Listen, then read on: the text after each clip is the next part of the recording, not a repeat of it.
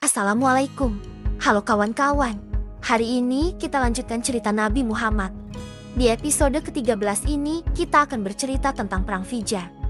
Sebelum kita mulai ceritanya, siapkan kopi dan cemilannya. Dan duduk cari tempat yang nyaman. Oke, langsung saja kita mulai ceritanya. Udah menjadi tradisi penduduk Arab. Jika memasuki bulan-bulan haram, maka akan digelarlah pesta rakyat di 3 pasar terkenal. Uqadz, Majinah, dan Zilmajas. Begitu akhir bulan Syawal datang, maka prajurit dari berbagai suku mulai mempersiapkan diri untuk berjaga-jaga di 3 pasar itu. Pelaku-pelaku kriminal ditangkap dan tingkah pola mereka dicela. Secara serentak larangan perang pun diberlakukan dengan ketat. Uqadz adalah pasar pertama kali yang dibuka untuk merayakan pekan raya tahunan. Di bulan Zulqa'dah, penduduk Jazirah Arabia berduyun-duyun menuju pasar yang terletak di antara Mekah dan Taif.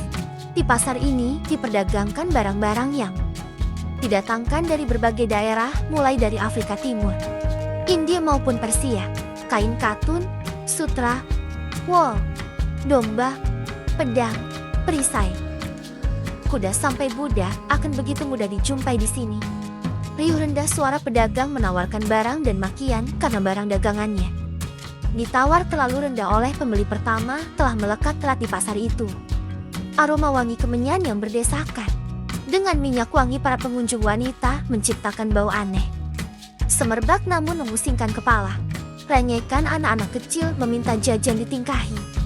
Suara pekerja kasar mengangkuti barang menghiasi sudut-sudut pasar. Keculasan, penipuan, dan bujuk rayu memabukkan telah mengkarat dan direkam baik-baik oleh tembok-tembok pasar yang berdiri mematung demi menaikkan gengsinya setiap orang yang menghadiri.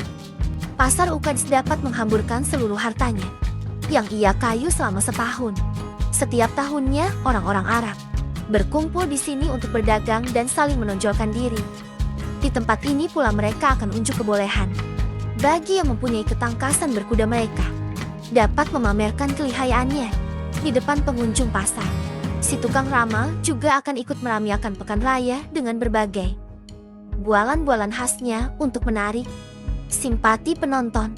Si otot kuat dipersilahkan untuk memeriahkan festival dengan mengadakan gulat persahabatan.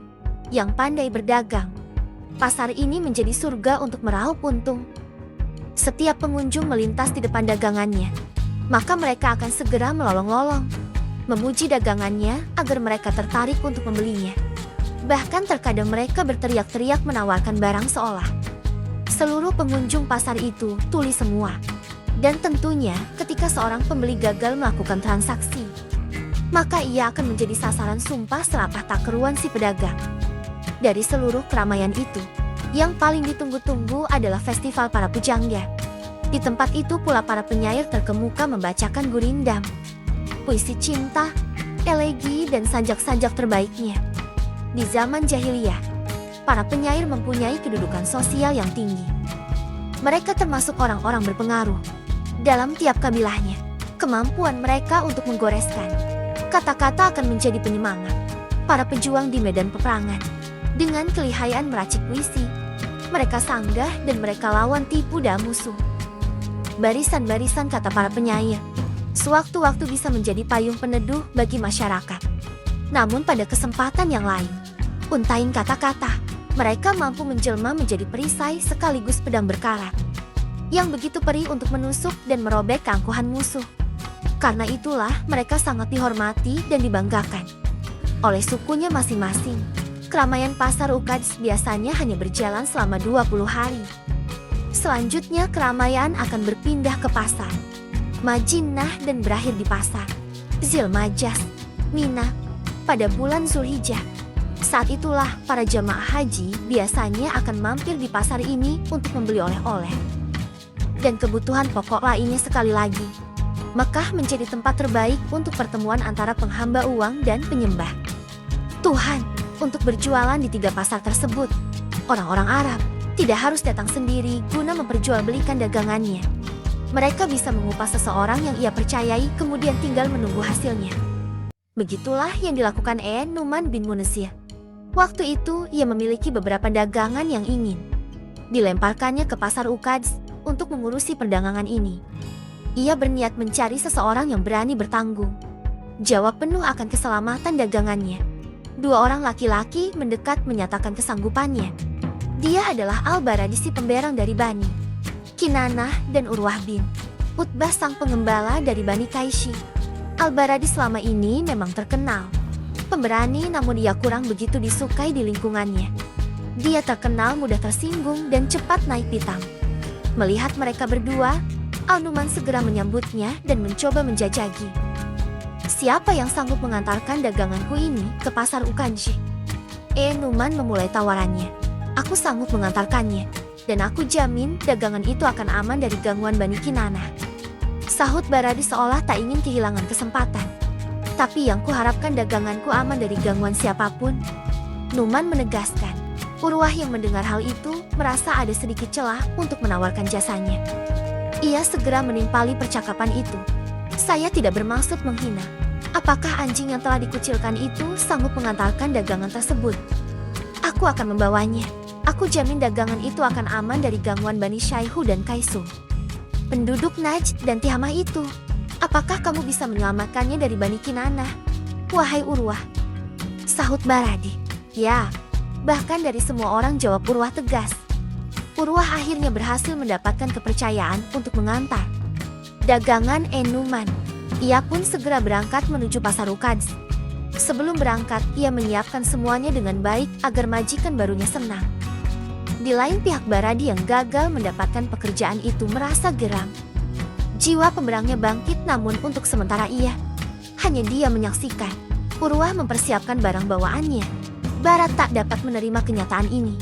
Ia terus membuntuti Urwah, dan ketika sampai di Zisulo, dia berhasil menikam seterunya itu. Begitu sakit hatinya terlampiaskan, Baradi melarikan diri bersembunyi di Haibar. Namun pembunuhan yang dilakukannya tercium oleh dua orang laki-laki Bani Qais, Asad bin Jawin dan Musawir bin Malik. Mereka berdua segera melakukan pengejaran ke Haibar untuk meminta pertanggungjawaban Barat, si pemberang dari Bani Kinanah itu dianggap telah menodai bulan suci haram. Sayang, mereka berdua juga berhasil dihabisi oleh Barat. Ia benar-benar kalap hingga tak lagi mengindahkan larangan saling membunuh di bulan haram tersebut. Setelah persembunyiannya tercium, Baradi segera kembali ke Mekah. Seorang laki-laki dari Bani Asad berhasil ia suruh untuk memperingatkan para pedagang Quraisy yang sedang berada di Ukaz. Suku Quraisy beberapa tahun terakhir memang telah bersekutu dengan Bani Kinanah. Tentunya kerjasama ini menyangkut segala bidang, termasuk perang dengan segala konsekuensinya. Sudah barang tentu, jika suku Qais mengetahui bahwa anggotanya telah dibunuh oleh suku Kinanah, maka mereka dianggap sah untuk menuntut balas kepada salah satu sekutu Kinanah. Sesuai perhitungan, lelaki suruhan Baradi berhasil memperingatkan orang-orang Quraisy dan Kinanah yang berada di pasar Ukaz sebelum kabar pembunuhan itu menyebar di sana. Mereka diperintahkan untuk segera kembali sebelum suku Qais menuntut kehormatan padang pasir balas dendam. Kontan hal ini membuat mereka yang sedang berdagang kaget, risau dan gugup. Jiwa mereka terancam gara-gara tindakan bodoh Barat. Menyikapi hal tersebut, rombongan pedagang Quraisy dan Kinanah sepakat untuk angkat kaki dari pasar Ukaz. Tentunya hal itu dilakukan dengan teratur untuk menghindari kecurigaan orang-orang Qais. Perlahan namun pasti mereka berhasil meninggalkan pusat keramaian. Begitu keluar dari sana, mereka segera memacu tunggangannya agar segera sampai ke tanah haram. Sayang, kabar pembunuhan yang dilakukan lelaki Kinanah itu segera terendus ke pemukiman suku Qais. Amr bin Malik selaku kepala suku Qais merasa terpanggil jiwanya. Darah anggota sukunya telah mengalir. Sekarang tiada yang lebih penting lagi kecuali menuntut balas. Para juridnya dipersenjatai lengkap dan dikerahkan untuk melakukan pengejaran pada kaum Quraisy dan Kinanah. Karena begitu antusiasnya untuk menuntut balas, akhirnya mereka berhasil mengejar buronannya di daerah Nahlah. Disinilah Bani Qais melampiaskan kekesalannya pada suku Quraisy dan Kinanah. Tanpa banyak bicara, mereka langsung menyerang dua suku yang bersekutu itu. Suku Qais berhasil memukul keduanya, namun mereka gagal menuntaskan dendamnya. Ketika hari mulai petang, musuh mereka yang mulai kewalahan berhasil memasuki tanah haram. Tak ayal perang pun dihentikan, namun suku Qais masih mengacungkan pedang tanda. Perang belum usai. Mereka masih akan menuntut balas di tahun depan. Tahun berikutnya, kedua belah pihak kembali mengasah pedang. Untuk memenuhi tantangan Bani Qais, orang-orang Quraisy langsung berbagi senjata dengan Bani Kinanah. Di hari yang telah ditentukan, mereka berangkat dengan berjajar rapi. Dari suku Quraisy terbagi dua, Bani Hashim dan Bani Abdaddah. Bani Hashim dipimpin oleh Zubair bin Abdul Muthalib. Harb bin Umayyah kebagian tugas untuk mengkomando Bani Abdaddah. Sementara untuk pasukan gabungan Quraisy dan Kinanah dipimpin oleh Ikrimah bin Hashim. Bukan orang-orang Qais tak kalah mantap persiapannya. Ketika pasukan Quraisy sampai, mereka telah menunggu di sana. Tak banyak kata, kedua belah pihak langsung bertempur, menciptakan pemandangan mengerikan yang ditingkahi dentingan pedang saling beradu dan desingan, lesatan anak panah yang menyayat, teriakan prajurit terluka dan seruan-seruan keras. Komandan menyemangati pasukannya, bercampur aduk, memekakan telinga. Bau amis darah tumpang tindih dengan aroma tak sedap dari tubuh tiap pasukan. Perang benar-benar mencerabut manusia dari jiwa kemanusiaannya. Ketika perang berkobar, Rasulullah juga terjebak dalam kubangannya. Namun karena beliau masih terlalu muda, maka tugasnya hanya memunguti anak panah musuh yang meleset.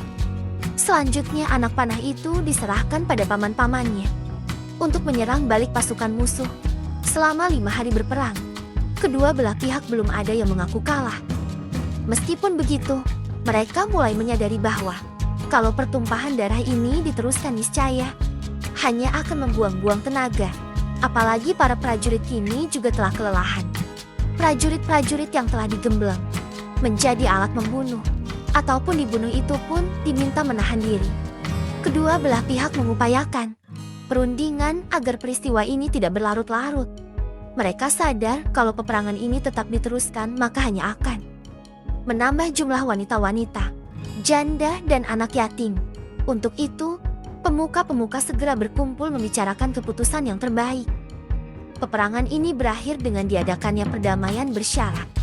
Pihak yang prajuritnya lebih banyak menjadi korban, maka mereka berhak mendapatkan tebusan. Tidak semua korban dimintakan tebusan, namun hanya sejumlah prajurit yang melebihi pihak lawan. Dalam kontak senjata ini, suku Qais menderita kekalahan. Mereka yang lebih banyak kehilangan pejuang perangnya, dan sesuai kesepakatan suku Qais, berhak untuk mendapatkan tebusan dari sejumlah prajurit yang melebihi korban musuh.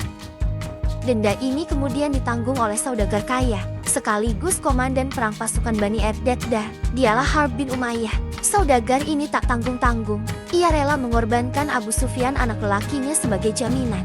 Demikianlah perang itu berakhir. Peperangan-peperangan konyol seperti ini sering meletus di zaman jahiliyah. Padahal kalau diruntut pemicunya hanyalah hal-hal remeh. Peristiwa seperti ini terus-menerus terjadi sampai Allah menyatukan hati mereka dan menghilangkan kesesatan dengan menyebarnya agama Islam. Wallahu a'lam bishawab. Nantikan cerita selanjutnya di episode yang akan datang. Jangan lupa subscribe, like, dan bunyikan loncengnya agar tidak ketinggalan cerita selanjutnya. Akhirul kalam. Wassalamualaikum. Sampai jumpa di cerita selanjutnya.